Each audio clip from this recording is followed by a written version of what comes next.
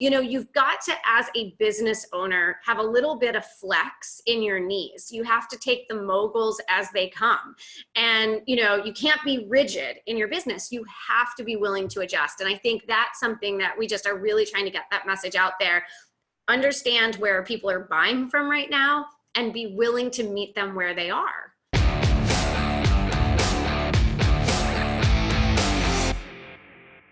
Hey everyone, I want to welcome you to my guest today, the amazing Angelique Rewers. And today we're going to be talking about a lot of things, coronavirus and what business is actually doing. Angelique, tell everybody what your expertise is so they know where you're coming from here. Sure. So our company is called The Corporate Agent, and we work with consultants, coaches, small business owners to help them, David, really get their foot in the door with corporate across really that whole B2B spectrum. So not just the Global 2000, but all those B2B organizations out there. And so, this is really a timely thing for us to be talking about with everything that's going on with the pandemic right now, because obviously those kinds of organizations are really feeling the impact as well. What are you seeing out there? Like, what's the temperature, so to speak, of what companies are going through and the people that are servicing companies when that's their main client? What's happening? Yeah, I mean, the first thing that happened, the first domino that fell was that all the conferences started getting canceled. And that had a huge impact on small business owners and consultants and coaches and professional speakers that are going to those events, either to meet decision makers, to have sales meetings, to speak, have a breakout session, get leads. So some of our clients in our community are paid speakers. That was really the first impact that we saw, was just conferences sort of falling like dominoes. But then what started to happen was companies started putting a pause on everything. So proposals that were sitting on, corporate decision makers' desks just basically went into a total freeze at that point in time. Companies started putting a moratorium on any and all employee travel. And then the next shoe that dropped was around stopping anybody who doesn't work for the company coming onto the corporate campuses. So then they started doing that. And then, of course, they had to move their workforces to work from home. So then they start doing that. And at that point in time, they just pretty much put a kibosh on as much sort of discretionary spending as they could at that point in time.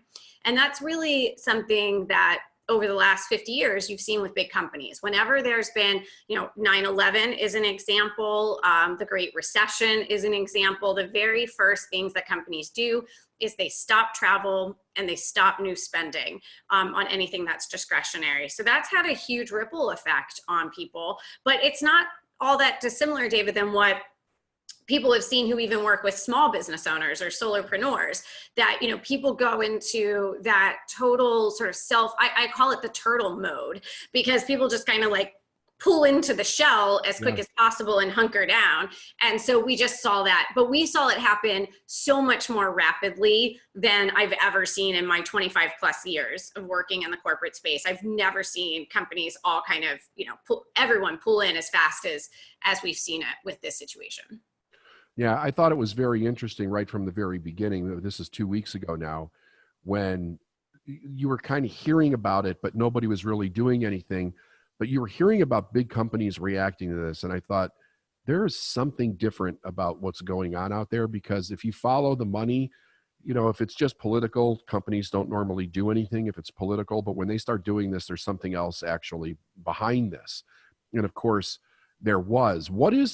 So you were talking to me, we were talking before we started, like there's this crisis process thing that you go through, the companies go through. Can we talk about that a little bit? Like, what is the step-by-step a person needs to do in this situation in the correct order, so that it not only gives them something to do, but to focus on in a way where they don't just save their business, but they can actually either they do well or they come out doing well through this crisis?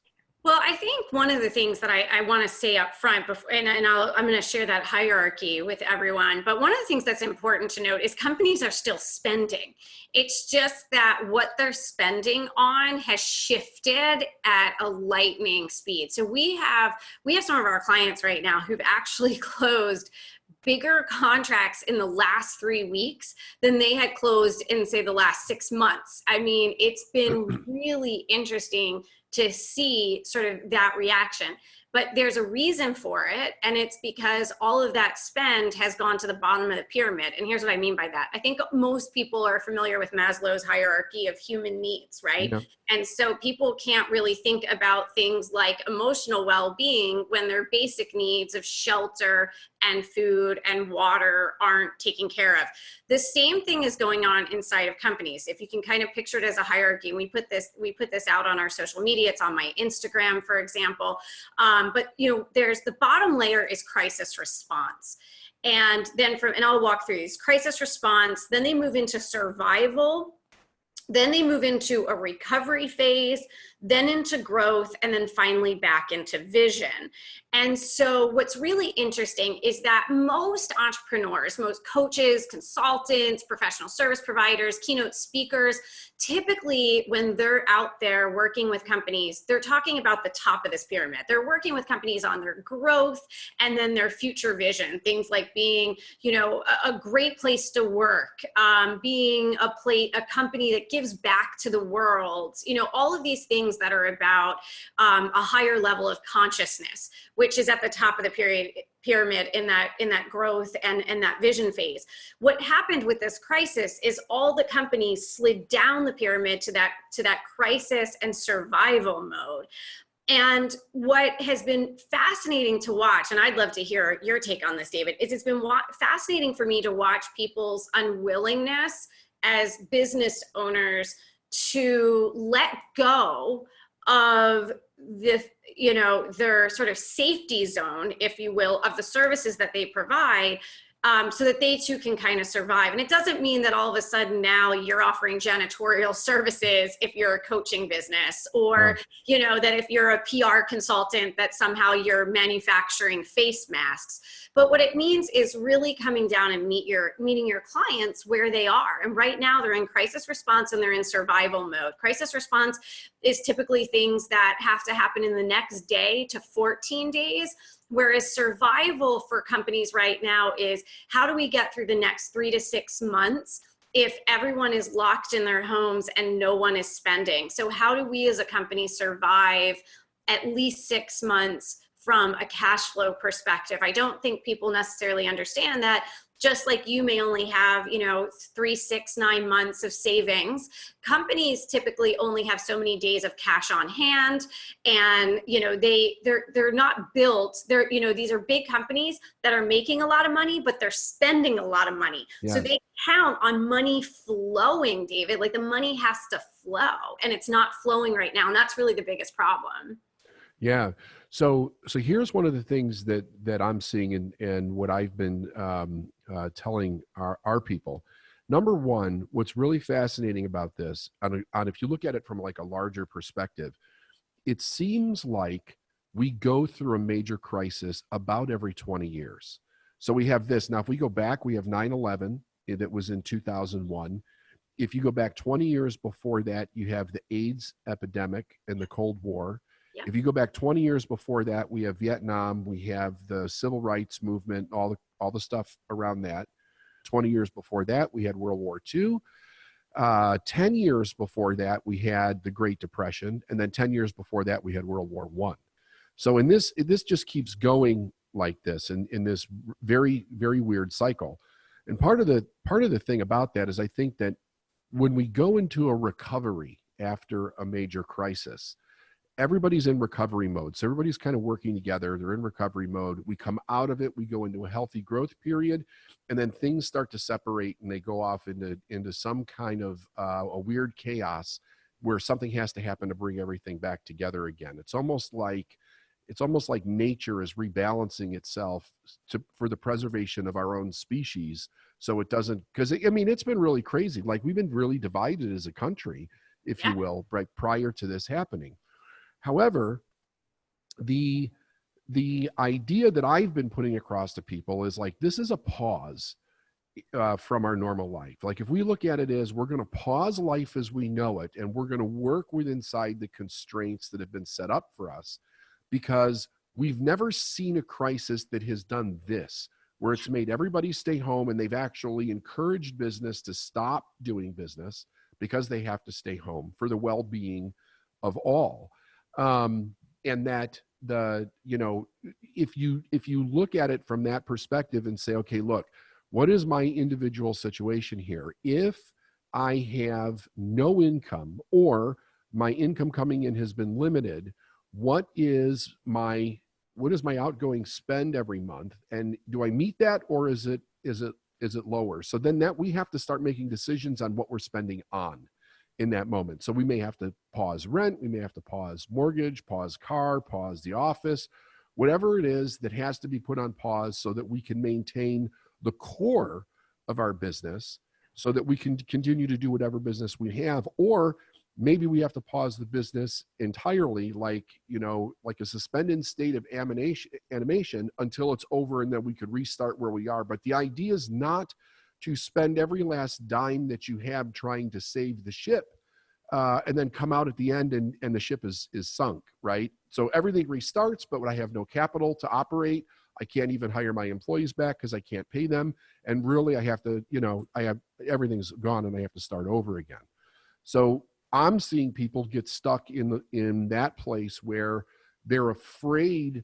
And I think some of this is consequential on how, in normal life, if we don't pay our bills, we get dinged for that pretty heavy, right? Sure. And there's a lot of shame around it for a lot of people. But so to take that step has been very difficult for people. And I've noticed with businesses, it's almost a point of honor in some cases. Like, I'm not going to do that. I'm not going down that road. And they're shooting themselves in the foot for not doing it, and putting the cash where you're saying is how they're reallocating funds and spending in a place that's actually more important in the moment. Yeah, well, the big companies, so the big companies, what they're doing is they're moving their funds to, in fact, be very strategic on staying in business, because these are companies that we all rely on. We don't want these companies to go away. So they're doing things like investing in getting their entire leadership team and their middle managers to figure out how to suddenly manage a completely remote workforce. They are putting in sort of crisis response. Some of them are retooling and reskilling some of their people, because suddenly what their jobs were are no longer needed, but there's this huge need somewhere else. I mean, we're even seeing announcements out of companies like Ford, for example, that's announced that they are going to try to convert some of their manufacturing capabilities over to produce ventilators. And we also saw an announcement out of American Airlines that they're now using passenger planes in order to move cargo. So they're able to, change the utilization of their airplanes to get, because people are buying millions of things online, and sort of how we're spending and how we're getting, making it through this situation means that we're doing things in a new behavior. And so these companies are trying as quickly as possible to shift to new behaviors, but that means spending money, because they have to retool their processes. They have to have people with different skill sets. Some places like hospitals, for example, are trying to hire bring retired nurses and retired doctors back out of retirement to help them, but that creates a huge staffing and onboarding problem. We know Walmart has said they're hiring hundreds of thousands of new people. Amazon too, yeah. Amazon is doing that as well. So the way that we get things accomplished in life has changed, and these companies are trying to pivot. And that's what we mean by that sort of survival mode. That's where they're spending right now, because they're having to deal with things that all of a sudden, the way that they were going about doing their business, what's going to happen is, though, in about 2 to 3 months, a ton more opportunity is going to open up, because once they get through these next sort of 8 to 12 weeks of shell shock, then they're going to go into, okay, wait a second, we're going to be in this new world. We don't know for how long, but we still have to have customer meetings. Yes, we survived, these couple of months in the beginning, but we have to really think about how we're going to do business now. So how are we going to have customer meetings? How are we going to roll out new products or services if we don't have the ability to do experiential events out at, Coachella or something, right? Right. So they have to think through all of this. So, the nice thing about these companies, I guess, if you will, is that they do have a lot of resources and they do have a lot of money. And so most of them are going to survive. And for a lot of people right now, I think, David, the term you used, and we've been using it for a while as well, is that idea of sort of moving up the food chain in terms of who your clients and your customers are. Because there are a lot of industries right now that are thriving. Netflix, grocery stores, pharmacies, staffing agencies, any type of company that's about teleworking, connectivity, communications, digital technology. All of these things are actually doing really, really well right now. It's very easy for our brains to focus in on what isn't working and to focus on the danger and not really focus on the opportunity. But the point I was making earlier, though, is that we have examples of coaches, for example, that really want to focus on best places to work and having leaders be great leaders over time with their people and mentor their people and help them grow into, better, overall professionals and be more well-rounded. And they want to make the argument that that's needed more than ever right now. But companies are not spending money on that right now. They are in survival mode. So, Right. If you're a coach, you can't cling to the thing you love. I get it. I know it's your passion, but you are helping people with your passion by coming back down the pyramid and helping these companies survive right now and then move them back into a place where they can focus on their future. But right now you've got to meet your clients where they are. And if you're out there talking to them about why they still need to be a great place to work, it's going to fall on deaf ears. If on the other hand, you're able to talk to them about quickly reskilling their people and helping their people adjust quickly to their new work procedures, their new environments, their new priorities, getting people to move quickly onto new priorities. That's something companies are struggling with right now, David. And so, you've got to, as a business owner, have a little bit of flex in your knees. You have to take the moguls as they come. And, you can't be rigid in your business. You have to be willing to adjust. And I think that's something that we just are really trying to get that message out there. Understand where people are buying from right now and be willing to meet them where they are. Yeah. That's really fascinating. The one thing that I think causes some of this problem is that with all the other crises that we've had, you could pretty much determine when it was going to be over, give or take. Yeah. With this, we don't know. So there's so much uncertainty moving forward. How long is this going to last? How long do we need to plan for? How much should we invest based on that plan? What should we change based on that plan? And, if you come from the reptilian brain, it's flight, fight, or freeze. And a lot of people are going into freeze mode right now because they're just afraid to make the wrong decision. But I believe that everybody has something that they could retool, so to speak, using the language that you did, to find somebody else to help, because I think that's the gateway for the individual and the person out of this. If you're looking for how do you help someone else, you'll help yourself. If you just go into total self-preservation mode and freeze, you kind of like bring the world closer in around you. And then everything that just fills your whole head is the problem, the fear, the dire consequences, and then you get sucked into the news and the media and everything that's going on there, and it's so absolutely unhealthy. But the people that we see that are doing it, some of them are doing relatively well. Some are actually thriving in this because they did exactly what you said. They're meeting the client where they are.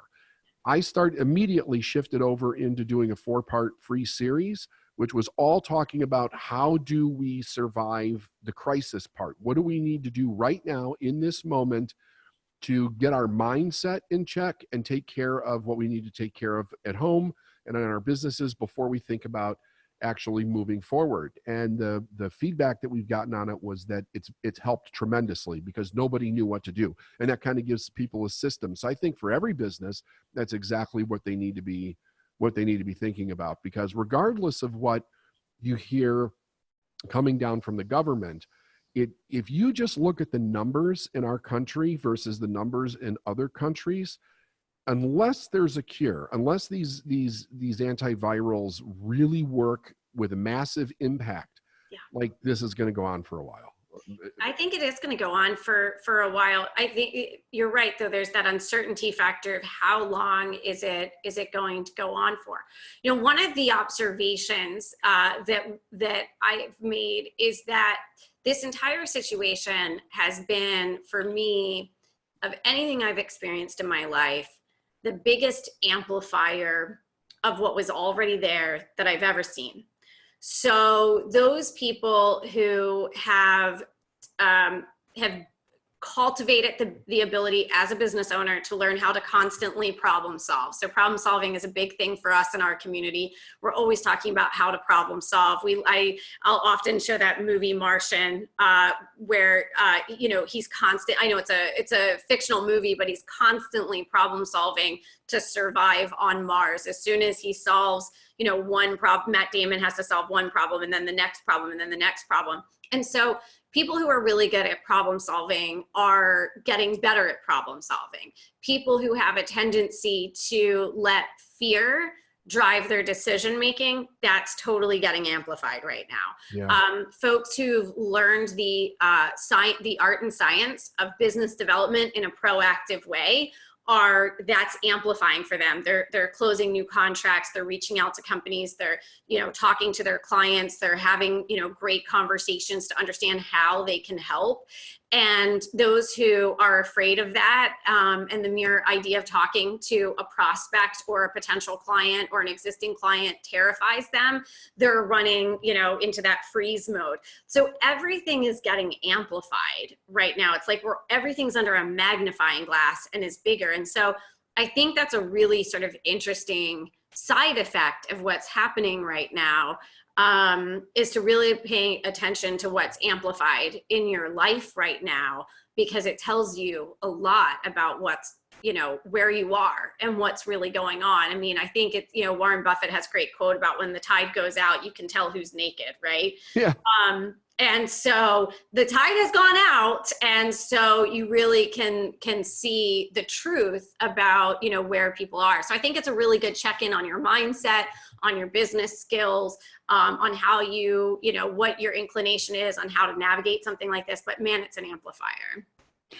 So last night, the House passed the bill. Supposedly Senate's going to pass it, and then Trump's supposedly going to sign it today. Have you heard anything about what companies think about the relief that's coming and how it's going to benefit them or help them? And help us all, actually. Yeah. So and I have been talking to executives at several companies. In fact, we're going to interview one for my community in about a week or two. And so they are feeling like, yes, this had to happen. Thank goodness this is getting done because we need this. They also feel like it's just the start to what they're going to need. So on one hand, there's a sense of, okay, we're moving in the right direction now. But back to your other point, because no one knows how long this is going to go on for, there's a sense of, okay, this is great now, and this is going to get us through the foreseeable future. But if we have to operate, you know, David, one of the groups that isn't being talked about a lot right now is public transportation, for example, right? So public transportation isn't getting bailed out in this bailout yet. And yet in major, you know, cities, suddenly there's absolutely no revenue coming into those systems. So, I mean, we have like sort of a layered issue after a layered issue after a layered issue. So there's some degree of positivity around it, but it's also well known amongst senior leaders at companies right now that that won't be enough. And AT&T's CEO came out this week and said he is indeed looking at this situation as though we are at wartime, that this is really a wartime, like that's, and I think that's something that's coming up for a lot of these CEOs, because that's the only frame of reference that any of us have for something this disruptive, Right. this sort of threatening, right? And so they just don't know how long they're in for. And I think that's really the question. I personally, though, I remember a story that you talked about the ingenuity of people to get what they want. And you use the analogy of prison. Yeah. And how there's like, here you have people in prison, and yet they're still able to have essentially a functioning economy inside the prison. Right. Right? Like they're able to get I think what you gave an example once, David, around like even being able to play cards or pass things down from one cell to another Yes. to get communication. Yes. And we think about how people have survived wartime. We think about how people have survived when there's been literally a shipwreck. And so I constantly come back to the fact about human ingenuity, and necessity is the mother of invention. And I just don't think in our modern world that, given our level of awareness and the lifestyle we've all sort of had, I just don't see a situation where we get to the point that it's all sort of crumbling away. I think that companies are going to adjust and that business is going to keep going. But it will have a lack. There will be this will change business forever, just like World War II changed the demographics of the workforce forevermore after World War II. I think that the way we utilize technology, service offerings, the way that we travel, I think all of it will change. I do think that this is going to have a lasting impact. What do you know about, because another question that crosses my mind, and we don't hear a lot of them talking about this. So what they're passing right now is a $2 trillion stimulus bill. Where the hell is the $2 trillion coming from? Yeah, so there's about 500 billion going to corporate. There's another 500 billion or 600 billion. I don't have the numbers right in front of me. That is going to taxpayers, individuals. There's about $500 million that's going to the Small Business Administration for loans. And that's something, by the way, I think everybody should be looking into in my community at the corporate agent, and your community, David, Yeah. who are business owners. I don't know why they're saying 2 trillion, because when you look at the numbers, it doesn't quite get to the 2 trillion.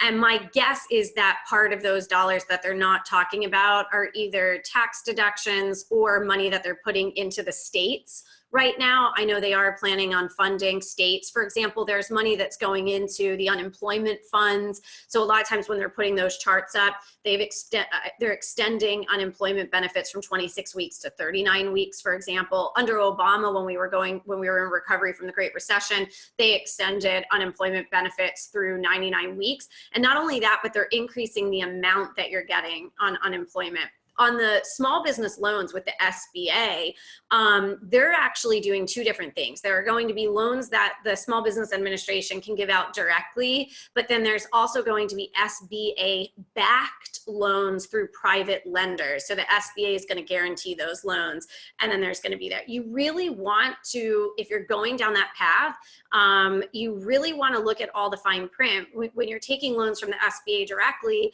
they really have a lien on your whole business. They really and some of the loans they can recall at any time. So you really want to look, when can they recall the loan? What is the interest I'm paying on the loan? What's the collateral I'm putting up for that loan?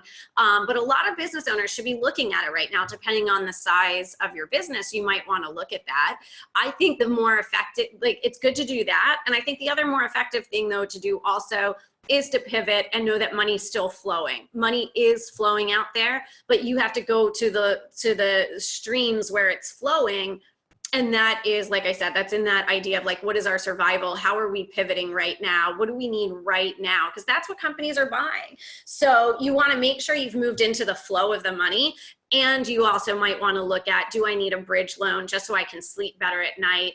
I know for a lot of folks, problem solving, creativity, innovation, it all shuts down if you're operating in just a total zone of fear.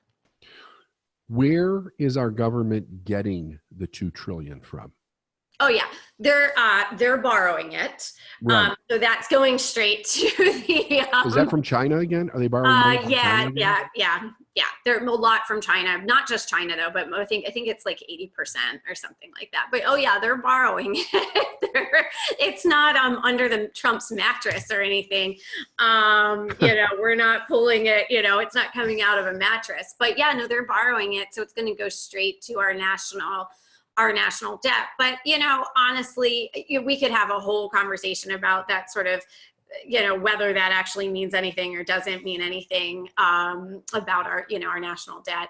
It's almost funny money at this point in time. But they're borrowing it is the bottom line. And we'll all pay for it at some point, right? Yeah. Like we're all going to pay for it. There will be increased prices. There will be, and so then there's going to be a whole conversation about, what are we going to do about possible inflation and things like that. But right now, they're just going to borrow it and keep the economy, hopefully, moving some. The worst thing that could happen is that everything comes to a standstill, everything. And that is really the worst case scenario, because things that are in flow continue to stay in flow.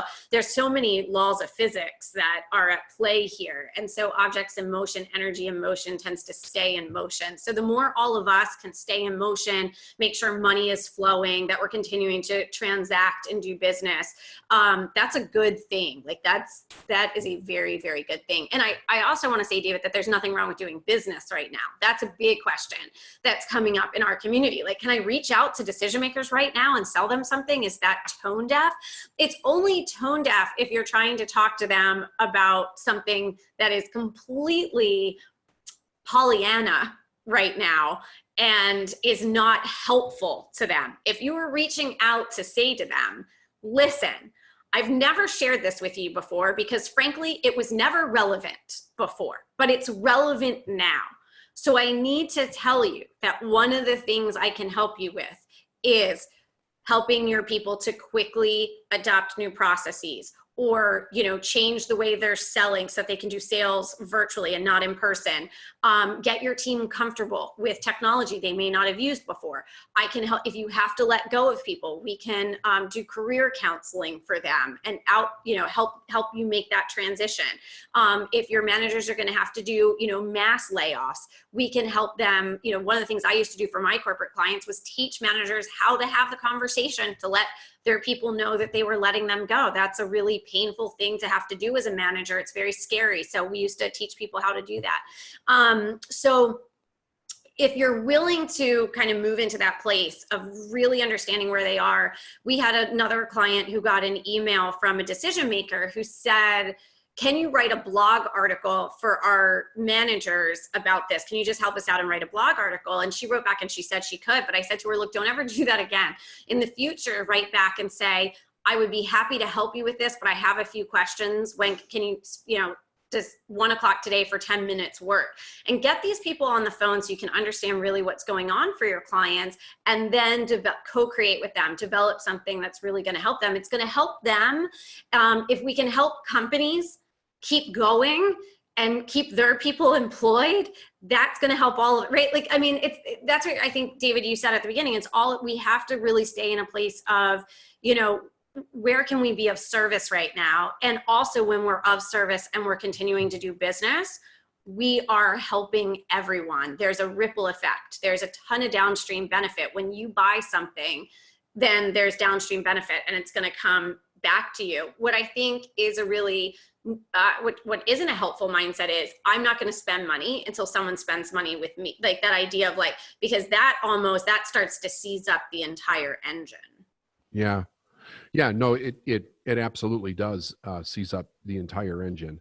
What about, what do you think a person should do if they're in one of the situations where they simply, at least in their mind, there's no way that they can bring in money or nowhere near enough to run business as normal, and they end up having to lay people off, and they're struggling for their own well-being, like their house payment, their electric bill, that type of thing? Yeah. I mean, I think the first thing is now is the time to look at financing and to look at loans, especially from the SBA, so that you can keep, especially if you have a bigger business, if you have employees, you have office space, things of that nature, you should definitely be negotiating for the office space that you can't even go to right now. You should definitely be in conversations with them to see if you can extend your leases, but then take a period of time off. And of course, that has a ripple effect then on the people who, own that property. So they're not always going to be able to do that. Some companies are going to have to furlough employees. One of the things that we're seeing in the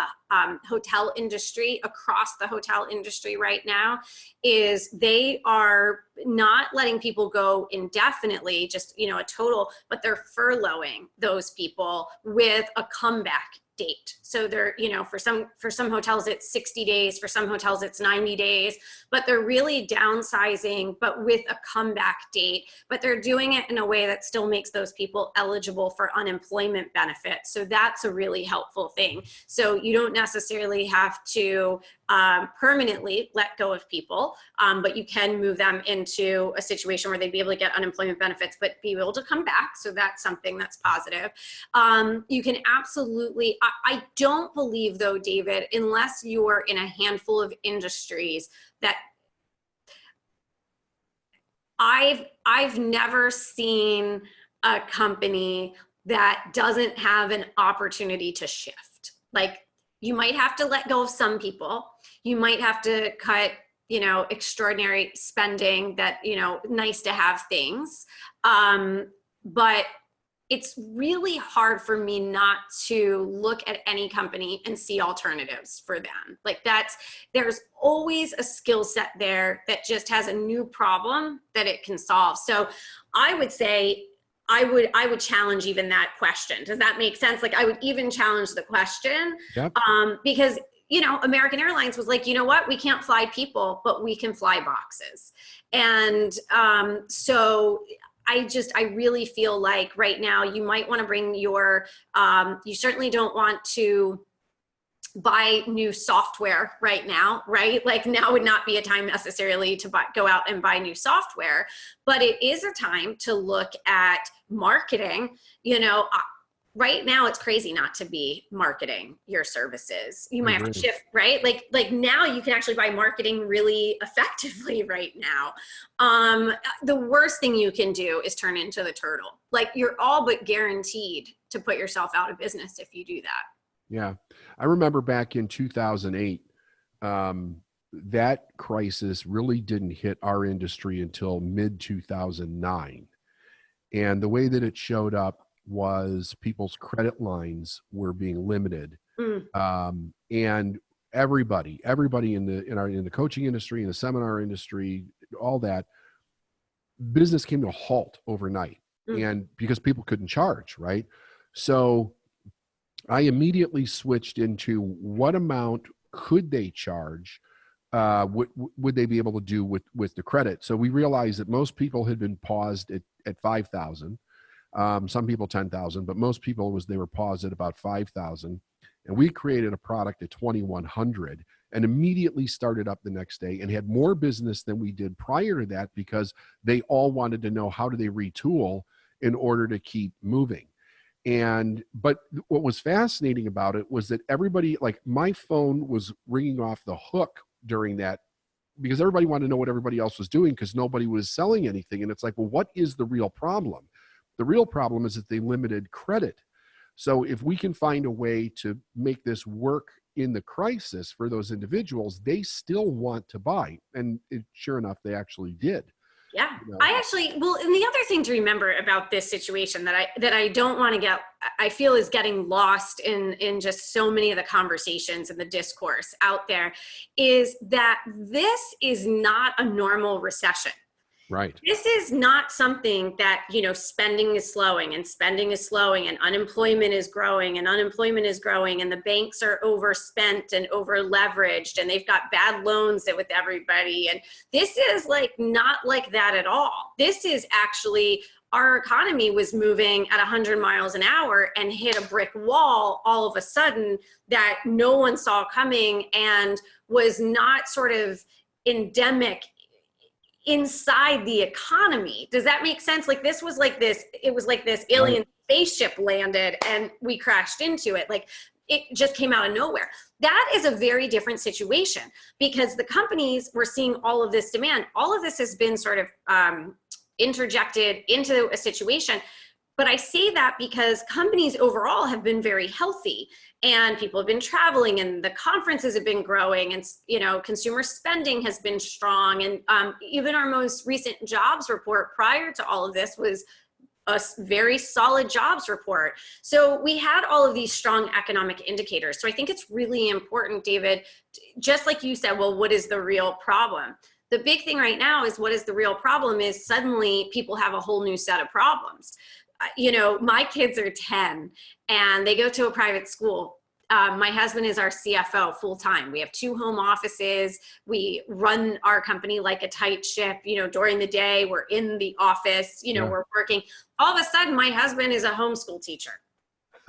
Right? Like all of a sudden overnight, you know, we've got one kid in one bedroom with his laptop. We've got another kid in his bedroom with his laptop. You know, the teachers have no idea what they're doing, which is a whole other conversation about the fact that we apparently have an entire generation of teachers out there that know nothing about technology. Think how scary that is, that they're the ones, you know, that we haven't put technology, you know, as a top requirement in the education space. Right. So everyone's kind of scrambling to do this. And, you know, we have a whole new set of problems. We have to get goods and services to our houses. We have products that we need. We never needed before. We have, you know, people back at home trying to all operate together. There's like all these new problems that companies have. Bandwidth, Netflix, and all these other streaming services are having bandwidth issues. Yep. So we have a whole new set of problems. But then that just means that's the whole, you know, the word entrepreneur is so overused, I think, in the small business space. We actually have an opportunity right now for people to truly, for maybe the first time ever in their business, to truly be entrepreneurial and to develop new concepts, new ideas, you know, new approaches. And that's what an entrepreneur does. An entrepreneur creates solutions to problems. So that's really my sort of invitation to everybody is, okay, you said you were an entrepreneur, you went into business for yourself, so now be an entrepreneur. And, you know, look at this situation and problem solve through it. And that for me is just a really important opportunity in terms of amplification. Like that opportunity is amplified now. Yeah, for sure.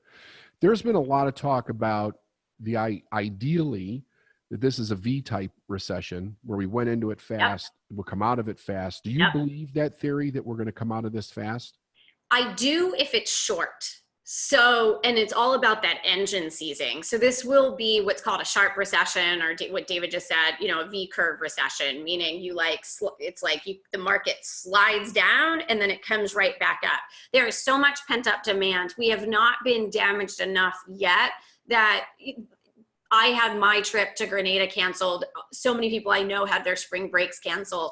If they opened everything up in 4 weeks, I think many of us would be jumping on planes and taking that vacation and getting back on those cruise ships and getting back on board with our home remodels or whatever that, you know, we were planning, making summer vacation plans, putting our kids in summer camps.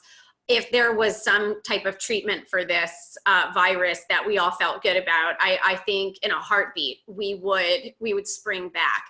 If this continues to drag on, if we stay sort of half pregnant with our approach to solving it, which frankly, we kind of have like one toe in, keep going, and one toe in, stay at home. And, you know, if we just kind of stay in this weird limbo place, the longer this goes on, the less money that is energetically flowing. And the more things seize up, then the longer it takes to unwind that, you know, to get that energy moving in the other direction again. So my big fear is that it drags on too long, in which case we'll actually have a very slow recovery, more akin to what we saw around the Great Depression.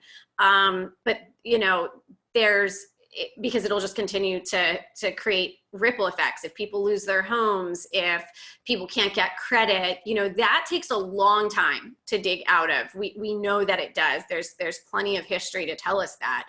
If we can move this quickly with smart solutions, not reckless solutions, but smart solutions, then I think actually it could be very, very short-lived. Because it was almost artificially created. It wasn't created by the market itself. The other part of it too, David, is around the boomerang. To me, the worst possible scenario is what happened with the Spanish flu in 1918. And I'll tell you, if I have a minute to tell you a personal side of that, this whole thing, I didn't know this, but I knew that my great-great-grandfather died in 1918 because my great-grandmother was taken away from my great-great-grandmother and put into an orphanage in Baltimore City, St. Vincent's, and all of her younger siblings. She was about 6, and she had, I know, a 4-year-old sibling and I think an 8-year-old. They were all put in this orphanage because my great-great-grandmother was too poor at that point in time after losing her husband to stay at home. She had to go work, and then she left the kids at home, and the state found them and took them away and put them in an orphanage, where my great-grandmother was actually there with Babe Ruth, which is sort of interesting. But I didn't realize that my great-great-grandfather had actually died from the Spanish flu. I didn't realize that's what killed him until this all started to come about. And that his death forever changed the whole trajectory of my family. Knowing my true heritage, where we're really from, and who we really are, all of that got hidden. And it was only about a year ago we even started to find out some about our true heritage, but it all was impacted by the. I didn't know that what started that ripple effect was the Spanish flu. So there's been a lot that's kind of come up for me in this of just understanding kind of like the ripple effects of a pandemic and what that can do. But what happened with the Spanish flu was that it was really bad in the spring. It got much, much better in the summer because of the warm weather. But then as soon as temperatures started to drop again in late October, it came back with a vengeance that no one saw coming. And that's when all the deaths started to happen.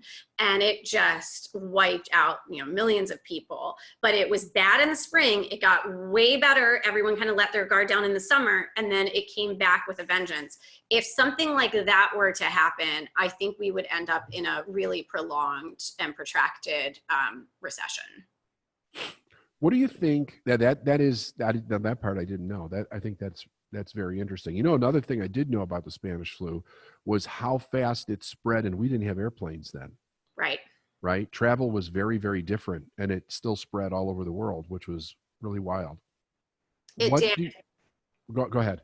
Oh, no, it did. It did partly because shipping was such a big thing. So my family was in Baltimore, and Baltimore was a huge, is still today, but even bigger then with the steel mill and the shipping ports in Baltimore. And so the merchant marines, the seamen and things that would come into the cities off the ships were really carrying it everywhere.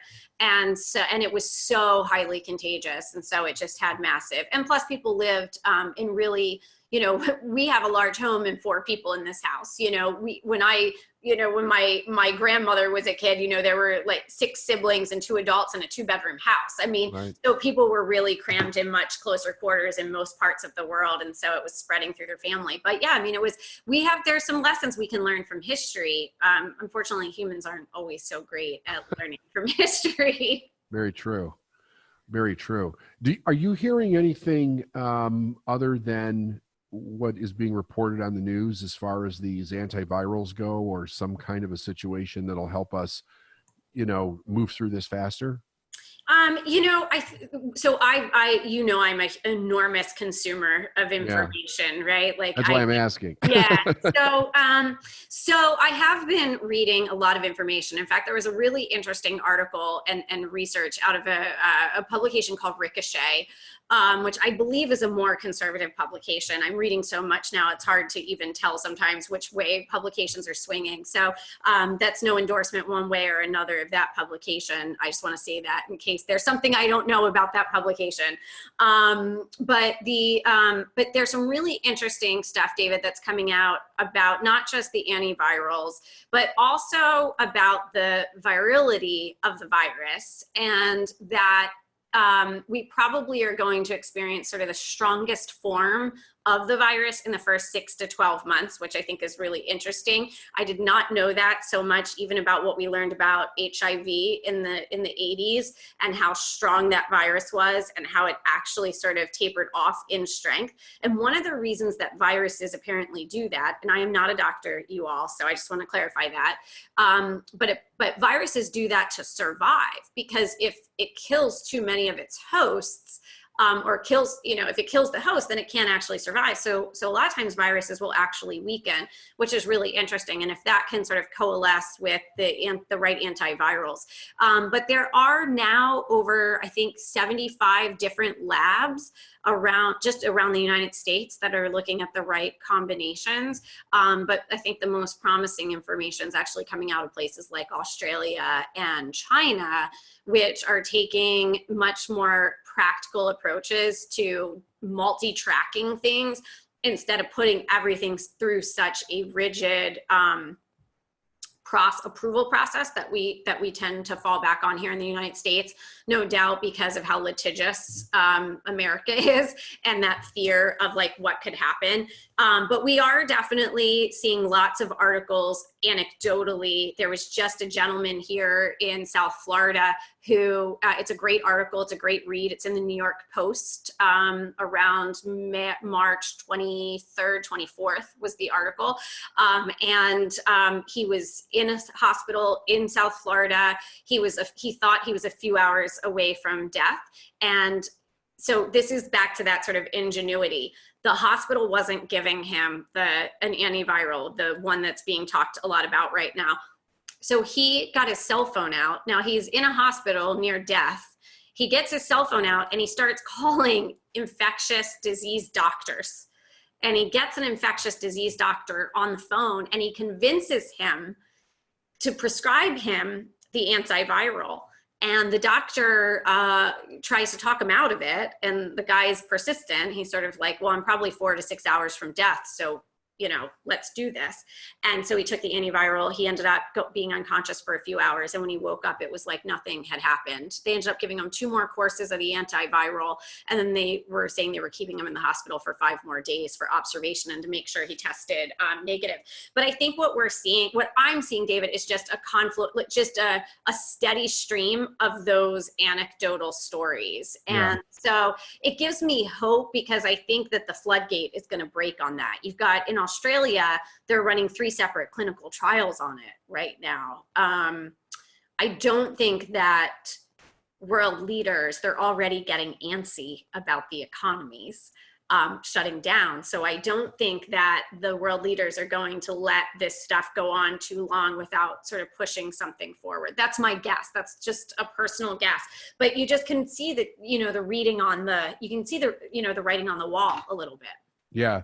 Well, I mean, just in the last few days, we've seen Trump lean into the antivirals pretty strong, even when, his top doctor there is, still iffy about it because, well, he's a scientist, right? So it makes sense. He wants to see the scientific proof. But they're both on the same page with the hope that it's actually going to do something. I heard a very similar story about a man in Colorado who was on oxygen. They were ready to put him on a ventilator, and they asked him if he would consider trying an antiviral, and he tried it, and within 24 hours he was almost back to normal. He just had a slight headache.